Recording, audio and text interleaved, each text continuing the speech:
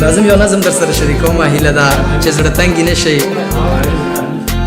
خاموشه شپه وه شور غوغی راغله زما د زړه دروازه وټکېده چې ور مې خلاص که هغه دنګه پیغله هغه زما د ارمانو قاتله هغه چې زه به یې سوچو کې ډوب وم هغه زما د خیال خوبو قاتله سر یې وښکته ملامته وله په خپلو کړو ډېر خجالته وله ویلې بخښنه درنه ډېره غواړم ما ستا په هر یو ارمان لوبې وکړې زما ستم ترېنه تڼې وویستې ما ستا په سرې ګریوان لوبې وکړې خو یې پوهانه ته خبر لا نه یې ما تا سره هېڅ جفا نه ده کړې ما ستا د مینې سودا نه ده کړې قسم د یاره ستا یادو سره وم زه خو ګودر کې جنکو سره وم زموږ د کور مخې ته ډزې وشوې زه شمېرانه ورخطا لاړم بیا چې مې غېږ ته د بابا لاړم ما ویل بابا دا ډزې چا وکړلې په څه خاطر یې دلته بیا وکړلې بابا مې هغسې لا چپ پاتې و زما نازونو ته تعجب پاتې و ویلې لورې ستا د سمال مې ورکړ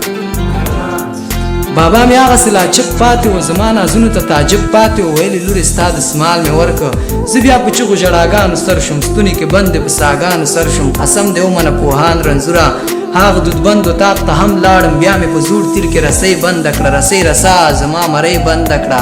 ګریوان مې لت پت په سرو وینو راوړه ایمان مې بیا په پاکې مینې راوړه د پښتنو رواج او رکشې د ډېرو پیغلو دیرې کړل ارمانونه خدای مین څوک په چا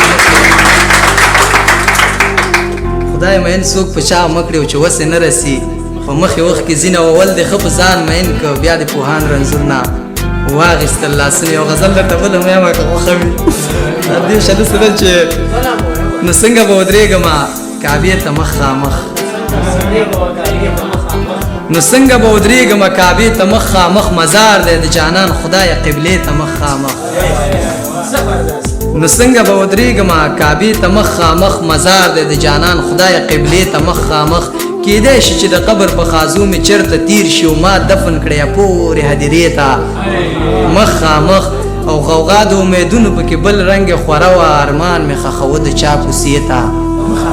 مخامخ او تا چې پکې وکړله وروستۍ خدای پاماني ولاړم نن بیا هغې صحنې ته مخامخ او رنځوره دا له درده زړه به ټول ورته ورتش کم پوهانه که خدای وروستم هغې ته مخامخ له توجه څخه مو نړۍ